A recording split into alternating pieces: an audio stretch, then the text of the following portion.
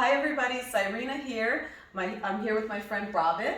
She's going to be interviewing me today so that we can talk a little bit about my music that's coming out, my name SIRINA and why I picked it, how I got started, and I'm going to give some advice for people who are looking to get into music.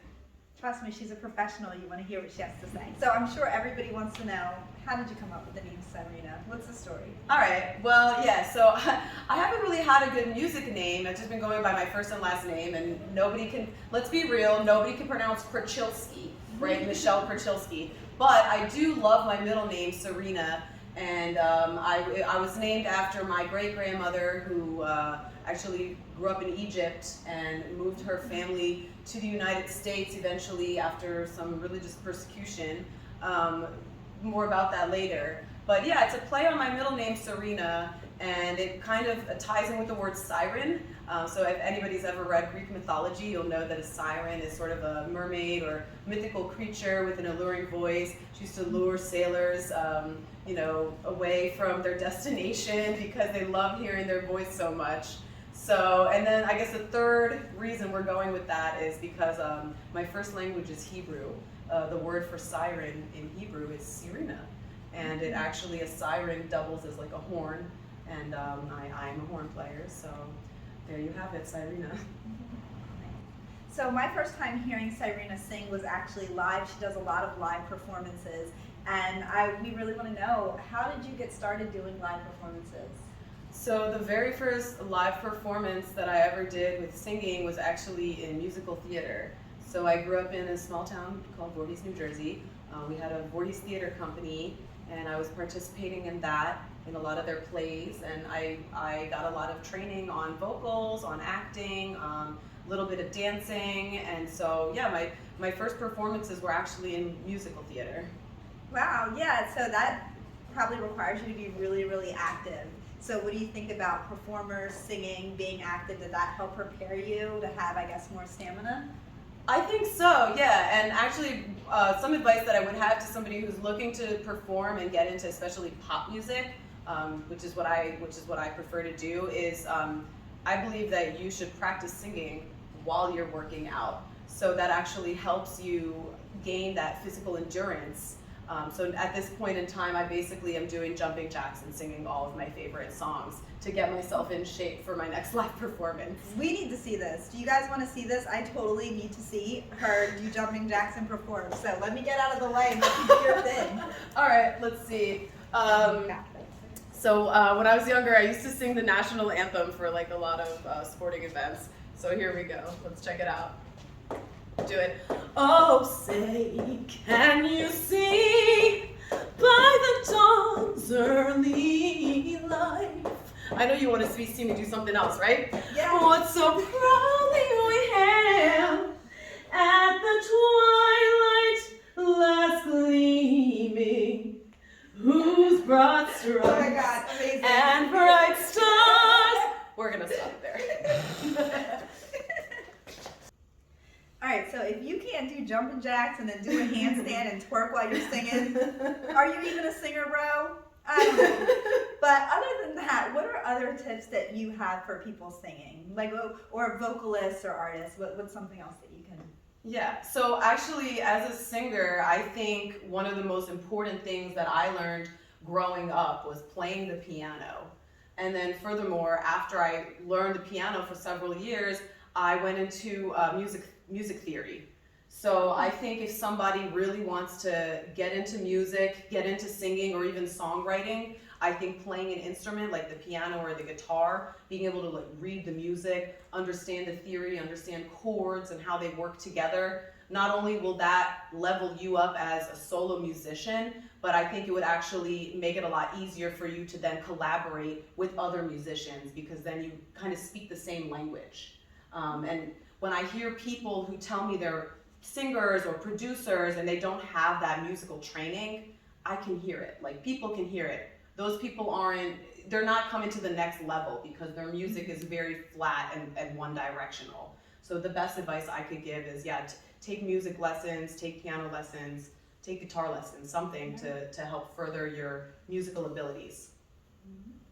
So I know a lot of you out there, guys and girls, might have been excited by that little handstand performance, but I want you to know our friend SIRINA here, she's a very horny girl. Is that right? That's what I heard about you. It's true. I do play the horn. I'm a trumpet player. I started playing the trumpet actually when I was 9 years old, believe it or not. And I ended up with a trumpet scholarship to Drexel University where I studied music industry. And they actually, the trumpet scholarship did help cover the cost of some of my school supplies and expenses while I was in university. So playing the horn has definitely helped me go a long way, I think, in music, and I love it.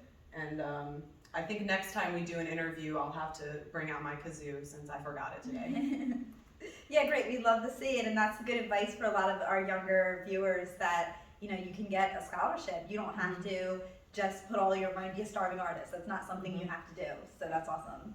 Okay, so who inspired you? Who's your biggest inspiration? I have to say, number one, from day one, my biggest inspiration specifically for singing has been Whitney Houston. I think she has one of the best voices that ever existed. I love her music. Even today, you know, R.I.P. Whitney. I still listen to her music. I still get her songs stuck in my head, and I think that she's one of the hardest artists to mimic, singing-wise. Yeah, definitely. If somebody's going to sing Whitney Houston, they better know what they're doing, for sure. So, you know, Whitney Houston is a little bit of an older singer. Is there any newer artists that also inspire you? Hands down, Ariana Grande. She's incredibly talented.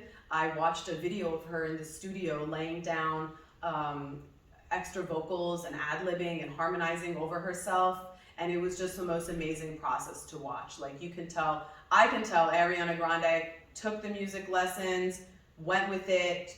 She's taken everything to the next level, and I love to see how she progressed from, you know, a young Disney star to where she is now. I think she's amazing. I think she has an amazing voice, and I strive to be like her every day. And I definitely can say that Ariana, you know, when she performs live, she does a lot of dancing and moving around. So I bet you she's doing jumping jacks and handstands and all those things. Yeah, I bet she's singing on the treadmill just like Beyonce, because that's how you train. Yeah, you got to be serious about your craft. Yep. Okay, so it was so great learning so much about you. But what we really want to know is what exciting projects or shows do you have coming up?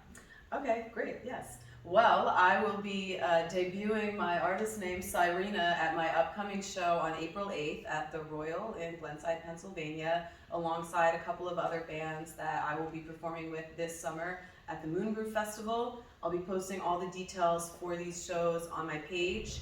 And then just as like a warm-up for these things, I do have an open mic feature coming up February 22nd, that's a Wednesday night, at Patty Wax, which is a bar on South Street in Philadelphia.